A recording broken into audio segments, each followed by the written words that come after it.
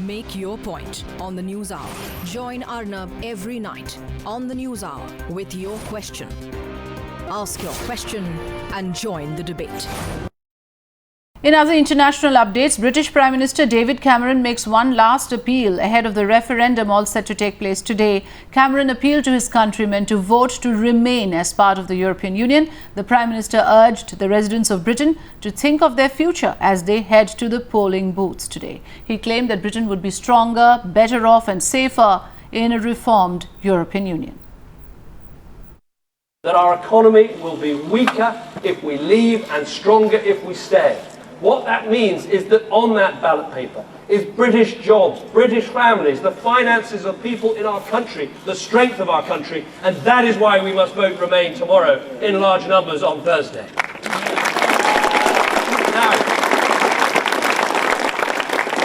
you've had so many facts and so many figures and so many arguments from so many different people.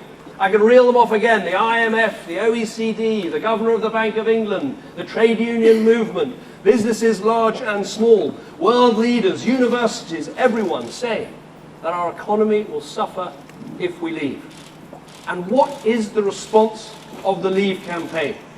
It's to say that Britain's had enough of listening to experts. Today they were even comparing experts to Nazi propagandists. That is the extent to which they've lost it. But be honest with yourselves. If a car mechanic told you this car is unsafe, the brakes don't work, the fuel gauge is leaking, the steering is wonky, would you put your family in that car and drive down a motorway or drive over a bridge? Of course you wouldn't. Do you buy a house without listening to an expert? Should we build bridges or buildings or universities without consulting architects or engineers? Of course not. We should listen to these arguments because the economy is key to everything we want to achieve in our country. And let's be frank, there is no going back. If we leave the European Union, we can only rejoin if we wanted to rejoin and join for the first time the euro, the Schengen no borders system, and give up the British rebate. That would never happen. So this vote, if we leave, is irreversible. If you jump out of the aeroplane, you cannot clamber back through the cockpit hatch. And that is why anyone in any doubt should be voting Remain tomorrow. This is a choice not just for this Parliament, the next 5 years, the next 10 years. It is the choice of a lifetime for people in our country, particularly young people.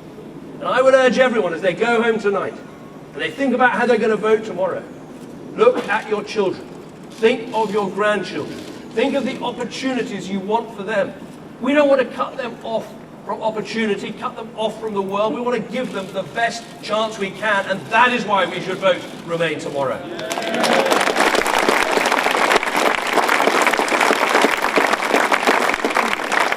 These, I think, are simple and straightforward arguments. Our country will be stronger if we stay. We are not diminished by being part of a European Union. Our power is enhanced. The way we get things done in the world is working with others. Whether we're trying to tackle climate change, whether we're fighting terrorism, whether we're standing up to Putin, whether we're dealing with Daesh to our southeast, all of these things, we are stronger together. The idea that you take back control by leaving is an illusion. They would still be meeting. The European Union wouldn't stop existing. The French and the Germans and the Italians would still be sitting there, making decisions about our lives and our continent. They'd be setting the rules. They'd be deciding the strategy, making decisions about our future, but without us in the room. That is not taking control, that is losing control. That is diminishing your country, and it's not the path that we should take.